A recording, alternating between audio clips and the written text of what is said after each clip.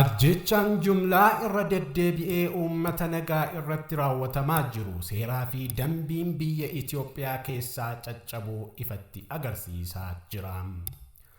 Ibsa ABO Mudde 3 2021 Bara 2018 erga gareen paartiin Bilxiginnaa jedhamu aangoo qabatee asitti ajjechaa jumlaa uummata Oromoo nagaa fi saboota biroo irratti raawwatamu sadarkaa yaaddessaa irra ga'ee jira.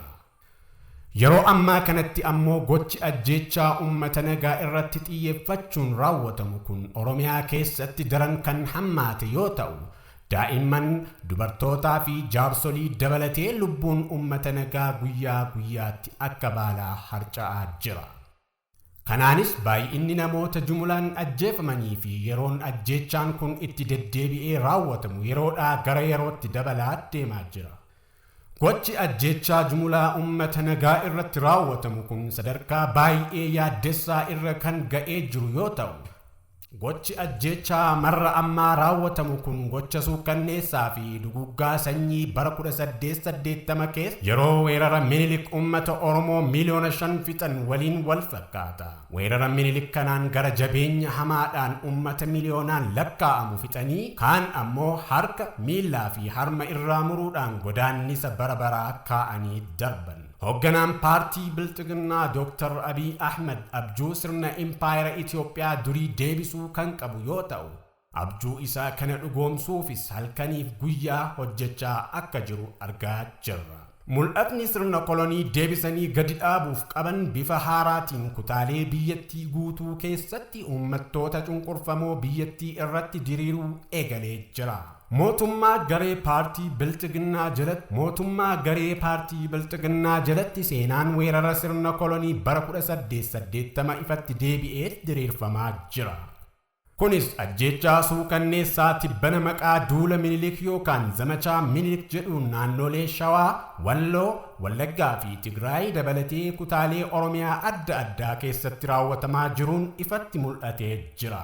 Paartiin Bilxiginnaa bara kana keessa maqaa tokkummaa biyyaa jedhuun humna qawwee fayyadamee sirna kolonii impaayera Itoophiyaa duraanii deebisuuf akkanatti abbaluun isaa hedduu nama raajaa gaddisiisa.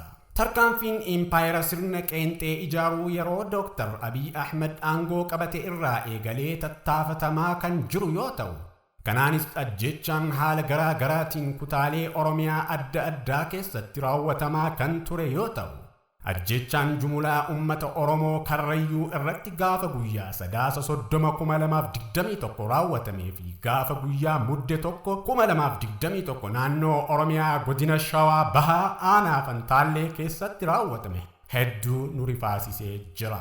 Ajjechaa suukanneessaa guyyaa saafaa uummata nagaa hidhannoo hin qabne irratti raawwatame kun shira humni tikaa fi loltoonni paartii Bilxiginnaa dursanii itti yaadanii tahe jedhamee raawwatame. Mootummaan paartii Bilxiginnaa gaafa guyyaa 30/11/2021 dabarseen humnoonni hidhatanii bobbaafaman manarra deemanii dargaggoota akka adamsan ajaja dabarsee. Dargaggoonni kunniin waan yakka dalaganiif adamsamu osoo hin taane waan paartii Bilxiginnaa deeggaruu didaniif adamsamu. Kanaanis dargaggoota barbaadanii erga dhabanii booda haala suukanneessaa fi dhala namaa irraa hin eegamneen maatii dargaggoota kanneenii tumuun lafarra harkisanii gara wiirtuulee mana hidhaatti geessuuf yaalan. Jiraattonni naannoos gocha hammeenyaa fi suukanneessaa loltoonni mootummaa namoota nagaa irratti raawwatan kana wayita argan gocha kana akka dhaabanii fi dhimmichas karaa nagaatiin akka furamu gaafatan. Kanumaan dhimmicha akkaataa duudhaa fi aadaa isaaniitii irratti mari'atanii loltoota waliin waltumsuun furuudhaaf jecha jaarsoliin naannichatti argaman gaafa guyyaa duwwaa 1/12/2021 wal ga'an.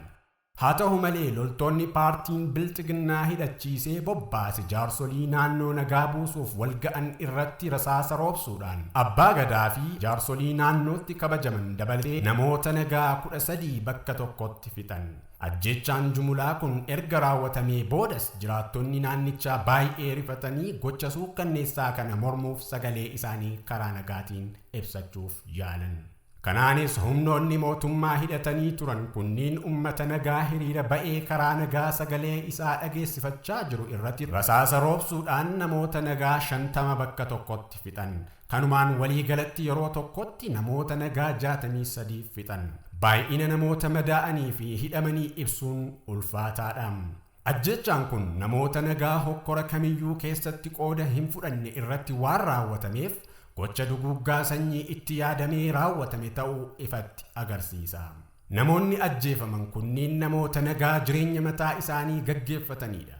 Namoonni ajjeefaman kanneen keessatti daa'imman, dubartootaa fi jaarsolii saaxilamoo humna ittiin mootummaa biyya bulchaa jiru irratti dhiibbaa godhan hin qabnetu argamu. Namoota kanneen to'achuudhaan gara mana hidhaatti geessuun osoo danda'amu mootummaan bilxiginnaa maaliif namoota nagaa kanneen ajjeesuu akka filate gaaffii nutti ta'ee jira. Mootummaan paartii bilxiginnaa lubbuuf jireenya lammii isaatiif itti gaafatamummaa tokkollee osoo hin fudhatin gocha gara jabeenyaa kana uummata Oromoo irratti raawwate. Haaluma wal fakkaatuun mootummaan paartii bilxiginnaa uummata Oromoo Walloo dirooniin haleelee jira. Har'a ganama yeroo ibsa kana baasaa jirrutti waraanni paartii badhaadhina godina Walloo magaalaa Kamisee fi baatii boombiidhaan haleeluun uummata nagaa ajjeesaa jiru.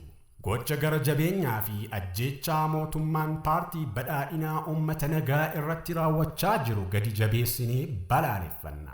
Ajjechaan jumlaa uummata nagaa irratti raawwatamu kun madaa uummanni Oromoon madaa'ee jiru tuttuquudhaan biyyattii guyyuu gara hokkara hamaatti caalaatti oofaa jira. Paartiin bilxiginnaa duula waraanaa bal'aa kutaalee Oromiyaa garaa garaa keessatti labsuudhaan gocha suukkanneessaa uummata nagaa irratti raawwachaa jira. Paartiin bilxiginnaa gocha sarbiinsa mirga dhala namaa fi duguuggaa sanyii uummata Oromoo irratti raawwachaa jiruuf akka itti gaafatamu akeekkachiisna. Gochi hammeenyaa paartiin bilxiginnaa uummata nagaa irratti raawwachaa jiru kun rakkoolee kallattii maraan biyyattii muddaa jiran daran hammeessa. Hawaasi idil addunyaas yakka sarbiinsa mirga dhala namaa hordofuu waan qabuuf ajjechaa jumlaa guyyaa guyyaatti paartiin bilxiginnaa uummata Oromoo irratti raawwachaa jiru akka hordofan gaafanna. Addatti ammoo dhaabbanni falmaa mirga dhala namaa idil addunyaa UNSC AU qaamoleen nagaa fi tasgabbii irratti hojjetanii fi gaggeessitoonni idil addunyaa bu'uura tumaalee seerotaa fi waliigaltee mirga dhala namaa idil addunyaatiin uummata nagaa Oromoo fi uummattoota biyyattii akka eegan gaafanna. Walumaa gala gareen paartii bilxiginnaa aangoo qabatee jiru fedhii uummattoonni cunqurfamoon biyyattii walqixxummaaf qaban ukkaamsuudhaan weerara lafa babal'ifannaa fi olaantummaa garee tokkoo empaayera Abisiiniyaa durii deebisee gadi dhaabuuf ifaajaa jira. Kanaaf tokko dhumaatii fantaalleetti raawwatame gadi jabeessinee kan balaaleffannu yoo ta'u, ajjechaan jumlaa uummata nagaa irratti raawwatame kun qaama walaba ta'een qoratamee qaamoleen gocha kana raawwatan seeratti akka dhiyaatan waamicha goona. Akkasumas duula waraanaa Oromiyaa irratti labsamee jiru cimsinee balaaleffanna. 2. Gochi duguuggaa sanyii fi weerarri lafa babal'ifannaa paartii bilxiginnaan qindeeffamee kutaalee Oromiyaa hedduu keessatti jabaatee gaggeeffamaa waan jiruuf uummanni Oromoo of eeggannoo akka taasisu dhaamna. Uummanni Oromoos ta'ee uummattoonni biyyattii jaarraa 21ffaa keessatti dugda ittiin ba'aa sirna kolonii baroota 1980 keessa ture baatan hin qaban. Uummanni Oromoo hacuuccaa, cunqursaa fi weerara lafa babal'ifannaa dhufaa darbaan sirratti raawwatamu kana hiddaan ofirraa buqqisuuf yeroo kamiyyuu caalaa tokkummaa kee jabeessuu qabda.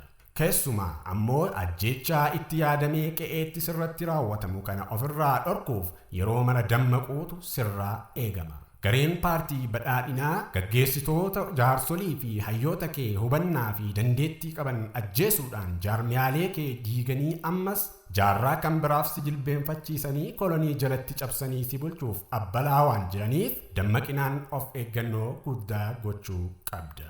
Nagaa fi tasgabbii naannoo keetii to'achuudhaan jaarmiyaalee kee gaggeessitoota kee fi hayyoota kee aggaammii diinaa irraa eeguun itti gaafatamummaa keeti. Sadii, uummattoonni Itoophiyaa marti ajjechaa jumulaa, hidhaa fi aleellaa gareen aangoorra jiru namoota nagaa irratti raawwachaa jiru akka balaaleffatan waamicha goona. Akkasumas namoonni fi paartileen siyaasaa tokko tokko dharraa sirna kolonii impaayera durii deebisuuf qaban milkeeffachuuf jecha uummattoota biyyattii gidduutti walitti bu'iinsa hammeessaa waan jiraniif gocha ofittummaa kanarraa akka of qusatan dhaamna. Kanarra akkaataa itti karaa nagaatiin sirna federaalawaa uummattoota biyyattii maraaf mijataa ta'e deebisanii dhaabuun gara marii siyaasaa walii galatti deemuu danda'amu irratti tumsa isaan irraa eegamu yoo gumaachan filatamaadha jenna. 4. Rakkoolee walxaxoo biyya Itoophiyaa muddaa jiran kana furuudhaaf hawaasi idil addunyaa garaa isaanii irraa duuka bu'anii hordofuudhaan maree fi waliigalteen karaa nagaa qaamolee mara hirmaachise akka gaggeeffamuuf akka haala mijeessan ammas irra deddeebinee dhaammanna. Dhumarrattis paartileen siyaasaa fi qooda fudhattoonni dhimmi ilaallatu marti ofittummaa irraa walaba ta'uudhaan uummattoota Itoophiyaa maraaf nagaa, haqaa fi walqixxummaa mirkaneessuuf of kennanii garaa isaanii irraa akka hojjetan waamicha goonaa. Injifannoon uummata bal'aaf. Adda Bilisummaa Oromoo Muddee 3, 2021 Finfinnee.